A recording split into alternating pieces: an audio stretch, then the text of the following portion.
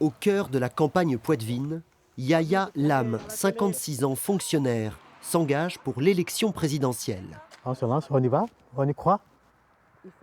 Il faut.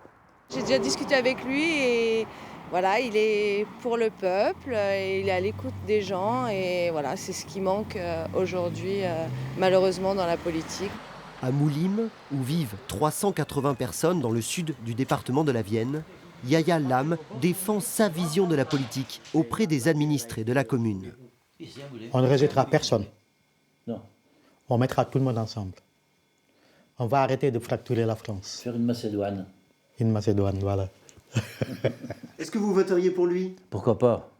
Alors, ça demande tout, il y a tellement de choses à... ça demande des réflexions. Originaire du Sénégal, Yahya Lam veut porter la voix des habitants des campagnes, mais aussi des départements d'outre-mer, avec son tout nouveau parti politique. Le parti que nous avons a été créé par des fonctionnaires qui sont des finances publiques, de l'éducation nationale et puis quelques policiers de la santé. Le parti pour la France à gauche, donc PLF-G.